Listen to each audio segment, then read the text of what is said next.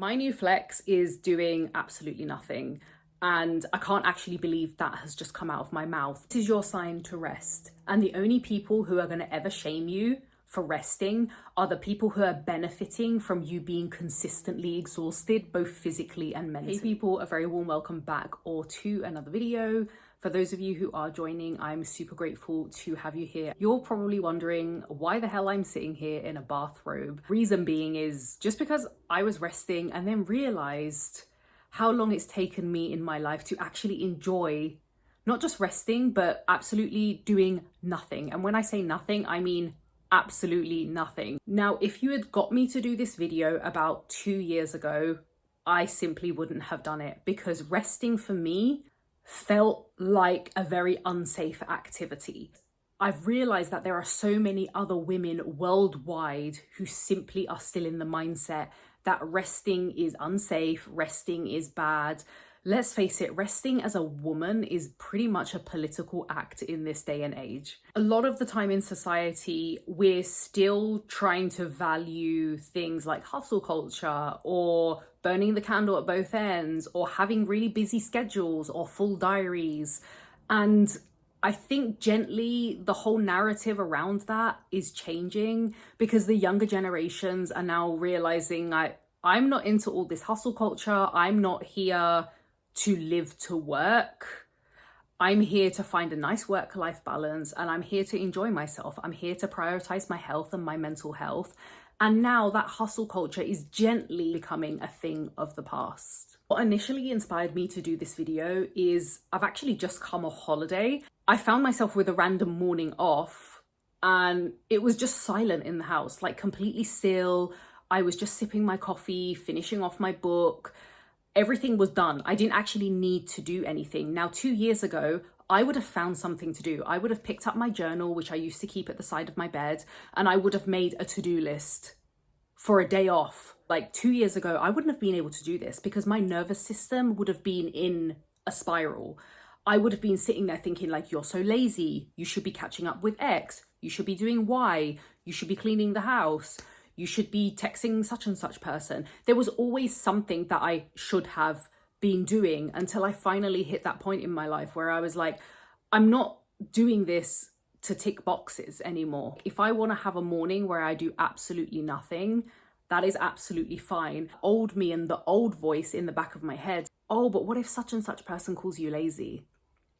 But what if you could have got X done and you didn't do it because you were too busy in your feminine or in your kind of like, I don't know, soft girl era, whatever you want to call it. And then I thought, fuck that shit. I managed to tell that voice to fuck off very, very quickly. I don't need to earn rest. I can do it whenever I want. I don't necessarily need to be tired to sit and do nothing.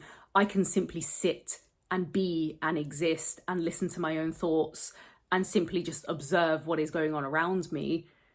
And there doesn't have to be a reason for it. I can simply just do that and the world isn't going to end. My new flex is doing absolutely nothing.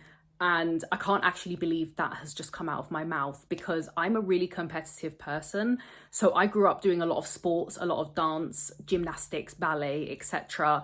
And I always had shows and competitions. And I just felt that I needed to stay at that level and that speed for my whole entire life. But realistically, the expectation is I wouldn't have been able to do that even if I wanted to. Eventually, I got to the age where I had to retire from dancing because it was too much for my body, it was too much for my mind. Life changed, I got married, I moved out of London, but I was still on this on-go mentality, this go, go, go. Now, I moved to a very, very quiet part of the UK. It's nothing like London whatsoever. And when I first moved here, I actually really struggled for like the first year because it was really quiet. People would actually talk to me and I felt that was really weird because no one talks to anyone in London. No one even gives you eye contact. You basically are just invisible. The pace is so much slower. I was like, I can't get used to this because I'm not used to slowing down. I'm used to doing everything in the fast lane. I'm used to getting everything done at 500 miles an hour, which is why for the first 4 years, 5 years, I still operated in that fight or flight mode. My nervous system only knew chaos. And I discussed this briefly in one of my last videos a few weeks ago of how some people are consistently addicted to drama and chaos. Sometimes it's more the drama, sometimes it's more the chaos. I was that person who was definitely addicted to chaos and fast-pacedness and doing everything at breakneck speed. I've just come back from a relaxing holiday.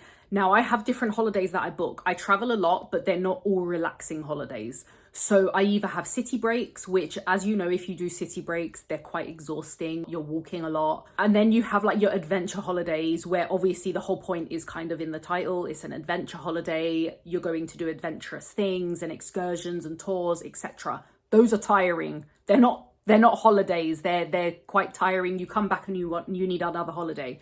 This one, we decided, because we did Korea and Japan in April, we were like, no, we're going away and we're sitting and doing absolutely nothing. Even years ago, that would have been a little bit challenging for me, because by the second day, I'd be chapping at the bit to go and do something, because I would start feeling fearful. Oh, you're not doing anything. What are you going to say when you get back home? When people say, oh, what did you do? And you said nothing. People are going to be like, oh my God. I used to be so worried about what people would think about me when I came back from holiday. Like, how dumb is this? This is why so many women talk about feeling guilty about rest, about taking time off work, or about going to a fucking spa weekend, or about going on holiday. That is why women feel guilty, because we are made to feel guilty by society. We are giving this impression that we constantly need to be on go. We constantly need to be productive in order to be successful. And if you're not being productive with something, then you're not going to be successful. We equate resting to actual failure because we feel like we haven't done anything and therefore we're a failure. When actually it couldn't be further from the truth, because the more I rest, the more in tune I am with myself, the more I know what my body wants from me, the more in tune I am, ironically, with my intuition. I've actually allowed myself to rest. I don't need permission to rest, and neither do you. Honestly, my mood started to really improve when I started resting without guilt.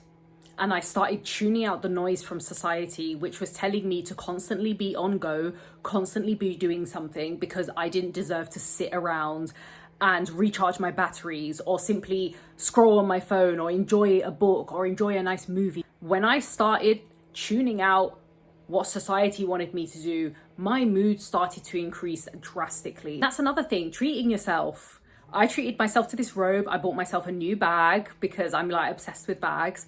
And also getting your nails done. Now, this might sound really trivial because people are like, oh yeah, so what? It's just nails. But there used to be a time in my life, I shit you not, this is the truth. In my 20s, I used to refuse to get my nails done. I used to make up all these stupid excuses when actually I never used to get my nails done because I used to feel bad about making myself look good. I used to feel bad about treating myself to nails. Can you listen to how fucking dumb this sounds? I would always make an excuse as to why I could not treat myself to something. And as soon as I stopped making all these excuses up, my mood improved drastically. This is your sign to rest. And the only people who are going to ever shame you for resting are the people who are benefiting from you being consistently exhausted, both physically and mentally. Someone who truly loves and cares for you wants you to be in a rested state. They want you to be happy. They want you to have energy. They want you to be looking forward to things. The only people who are ever going to shame you are people who are doing less than you, who hate themselves, and they want you to hate yourself. If you've joined this far, thank you so much for joining. If you haven't already, make sure you give this video a massive thumbs up. Hit that subscribe button. I'm going to see you guys in the next video. Peace out.